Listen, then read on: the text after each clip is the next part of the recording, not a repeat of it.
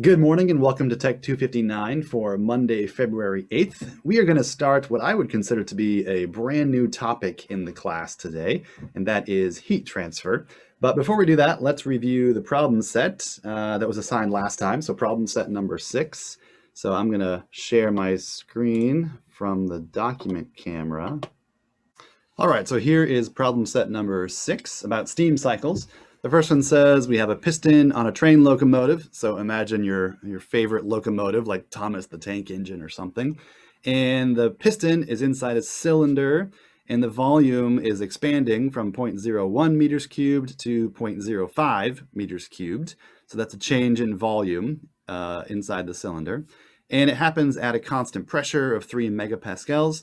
Then it vents, so it releases the steam or gas that's inside there, and then it returns back to its starting position under a constant pressure of 0.2 megapascals. So something is bringing that piston back to its starting position, and you can think of it as being a pressure of 0.2 megapascals. That's returning it to its starting position. It tells you to draw the PV diagram, pressure volume diagram, and calculate the amount of work performed for one cycle. And remember, our definition of a joule is a Pascal times a meter cubed. So what that would look like is something like this. So here is our pressure volume diagram, and we know that it is expanding from 0.1 meters cubed in volume to 0.5 meters cubed in volume. So that's this line right here, because that's happening under a constant pressure of 3 megapascals. So that's what this line represents. And then we vent that cylinder. That's what this line represents, because we're at the same volume, but now we've released the pressure. And then we are going back to our starting position. That's what this line represents, because we're going back from 0.05 meters cubed to 0.01 meters cubed under a constant pressure of 0.2 megapascals.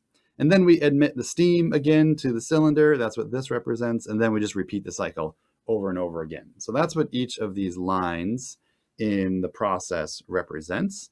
And we know that if we want to calculate the work that is performed for one cycle, it's just the area inside here. The area inside this enclosed diagram represents the work that is performed in one cycle.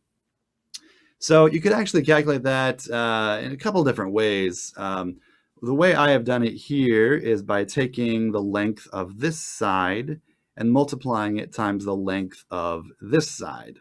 So that's what this times this is. So that's just the area for a rectangle or a square, but it's some type of rectangle. The other way you could do it, you really could take this full area right here, this enclosed area, and then subtract this area right here. So both of them are equivalent. Both will give you the area of this enclosed figure right here. All right, so the way I've done it is by taking the length of this side from here to here, which is just P2 minus P1, times the length of this side, which is just V2 minus V1 from here to here. And when I take 3.0 minus 0.2 megapascals, I get 2.8 megapascals. And when I take V2 minus V1, I get 0.5 meters cubed minus 0.1 meters cubed, which is 0.04 meters cubed. All right, so I take 2.8 megapascals times 0.04 meters cubed, and I get 0.112 megapascals times meters cubed. We know that a pascal times a meter cubed is a joule, so a megapascal times a meters cubed is a megajoule. So we have 0.112 megajoules, or we can change the units a little bit. We can convert to kilojoules by taking it times 1,000, and we would get 112 kilojoules. So either one of these is correct, 0.112 megajoules or 112 kilojoules. For number 2, it says we have an ideal Carnot steam cycle. So this is kind of our reference cycle. It's a frictionless ideal steam cycle, and it's undergoing the process shown below with parameters given. calculate the work per cycle and the efficiency. So in some ways, this is very similar to this diagram up here. It's a PV diagram, pressure volume diagram. And to calculate the work per cycle, we want to get the area of the enclosed diagram, the area of the enclosed cycle right here. So what's going on? What's going on here? Let's give a little refresher here. This is an isotherm curve at T hot. So this is all at temperature T hot. So what occurs at temperature T hot? It's the boiler. It's what happens when we're converting the liquid to steam in the boiler. Because remember, when we boil something, the temperature doesn't change. So from 1 to 2, that's happening in the boiler. And the other one down here at the constant temperature is T cold. So this is an isotherm, constant temperature at T cold. So what's the other phase change? Well, from here to here, we are condensing the steam into liquid. Why? Because condensation, like boiling, occurs at a constant temperature. So we know from 1 to 2 is the boiler, it's boiling the liquid. And from 3 to 4, that is condensing the liquid in the condenser, condensing the gas into a liquid. And so from 2 to 3, what that is the process in the turbine where we are converting the steam into work. And then from 4 to 1, that is our feed pump where we are taking the liquid water and we are bringing it up to a higher pressure and also back up to a higher temperature as well. So 1 to 2 is the boiler, 2 to 3 is the turbine, 3 to 4 is the condenser, 4 to 1 is the feed pump.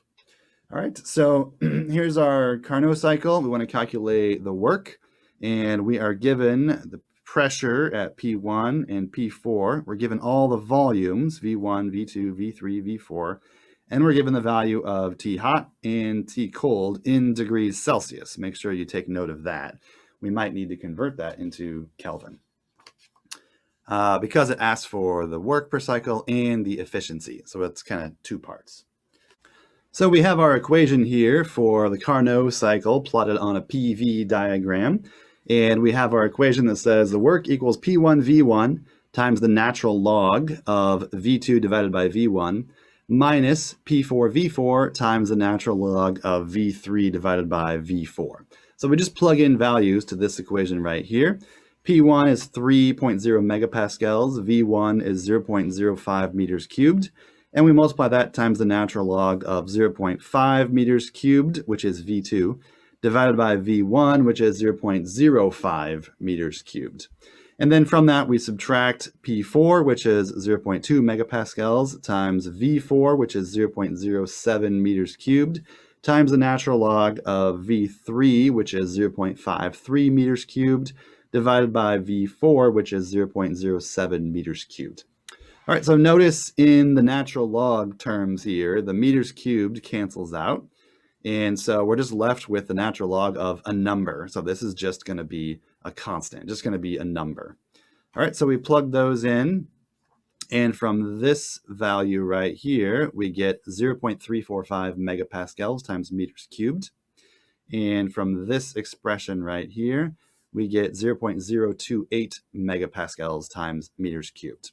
So we take 0.345 megapascals times meters cubed minus 0.028 megapascals times meters cubed, and we get 0.317 megapascals times meter cubed. Remember that pascals times meters cubed gives us a joule, so a megapascal times a meters cubed gives us a megajoule. So we have 0.317 megajoules, or we can convert that into kilojoules by multiplying times 1,000, moving the decimal point 3 places over, and we get 317 kilojoules. The second part of this problem said to calculate the efficiency. It's a Carnot cycle, and we have a simple expression for the Carnot efficiency. It is 1 minus T cold divided by T hot. And the big thing you have to remember here is that those temperatures, T cold and T hot, need to be in Kelvin. Otherwise, it won't work. So you have to convert the temperatures that are given into Kelvin. T hot was 250 degrees Celsius, so add 273 to that, and you get 523 Kelvin. T cold was given as 10 degrees Celsius, so add 273 to that, and you get 283 Kelvin. So we have these expressions, the Kelvin cancels out, and so we get 1 minus this term right here, which works out to 45.9%. All right, or if you do this, you're going to get 0.459. So you can express that as a percent because that's the common way of expressing it. And 0.459 is 45.9%. Okay, that's number 2. Next, we have number 3. Number 3 says we've got a steam plant. It's operating on the Rankine cycle with parameters given. So here is our temperature entropy diagram. First, it's worth understanding what's going on in this diagram. So once again, from point 1 to point 2, that's the process that's happening inside the boiler where we're converting the liquid to the steam. And then from point 2 to point 3, that's where we are in the turbine. And so our temperature is decreasing in the turbine. And then from point 3 to point 4, that is in the condenser. So in the condenser, condensation is taking place at a constant temperature, but the entropy is decreasing in the condenser because liquid has a lower entropy than gas if it's at the same temperature. And then from point 4 to point 1, that's what's happening in our feed pump when we return the system back to its starting position. So 1 to 2 in the boiler, 2 to 3 in the turbine, 3 to 4 in the condenser, 4 to 1 in the feed pump. All right, so part A says to calculate the work for one cycle. And once again, this is kind of convenient because the area inside this diagram, once again, is the work of the cycle for work of the cycle for one complete loop of the cycle. So no matter which type of diagram that we are drawing, the area inside the diagram is giving us the work for one cycle. All right, so we need to calculate that work, the area inside here. And then part B says to list 3 ways to improve the efficiency. All right, so we're given an approximate equation for the work. All right, so this is not exact, but it's close enough. So the work is equal to the average of T1 and T2 times S2 minus S1 minus T3 times S3 minus S4. And if you look at that diagram, you can kind of see why that works. The average of T1 and T2 gives us a point somewhere about right here. And we're taking that times S2 minus S1. And then from that, we're subtracting T3, which is this, times S3 minus S4, S3 minus S4. So what we're really kind of doing here, we're taking the area of this big rectangle right here. And from that, we are subtracting this rectangle right here.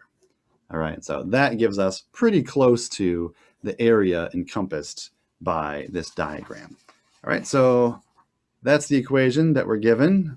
And we plug in numbers there. Make sure they're in Kelvin. So we plug in the Kelvin numbers. T1 is 523 Kelvin. T2 is 343 Kelvin. Divide by 2. And S2 is 6 joules per Kelvin per kilogram. S1 is 1 joule per Kelvin per kilogram.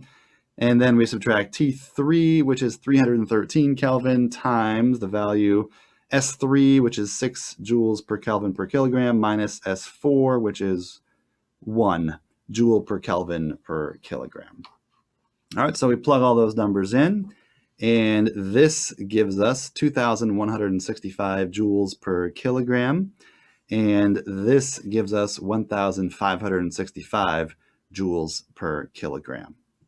Notice that our Kelvin canceled out because we've got Kelvin up here in the numerator, we've got Kelvin down here in the denominator, and we're multiplying them. So our Kelvin units cancel out, and we're just left with joules per kilogram. So I take this number minus this number, and I'm left with 600 joules per kilogram. So this process does 600 joules per kilogram of fluid that is going through this process. And then part B said to list 3 ways to improve the efficiency of this system. So the 3 that we talked about last time, we could add superheat. So now we've got a superheated steam, or we could increase the boiler pressure, which is also going to change the temperature. And the third one is that we could decrease the condenser pressure, which is going to decrease T cold, So here's what that would look like. It's shown on page 13 in the reading. So here, if we add superheat, well, here's our saturated steam curve, this curved line right here. And so if we add superheat, it looks like this. And so we are increasing the area represented under or within this diagram. So that's what adding superheat looks like. And part B is we could increase the boiler pressure, which is going to increase our temperature of the steam. So that's what this is going to look like. And so you actually do increase the area in here, which increases the work, and that's going to increase the efficiency. So that's what increasing boiler pressure looks like. And this one down here, the last one, is decreasing condenser pressure, which will decrease T cold. And so this brings this bottom line down to here, from here down to here. And so once again, that increases the area represented in this diagram, which is going to increase the work and increase the efficiency of our system. And that was all of the problems for problem set number 6. So in the next video, we're going to start talking about our new topic, which is heat transfer. So I'll see you in the next video.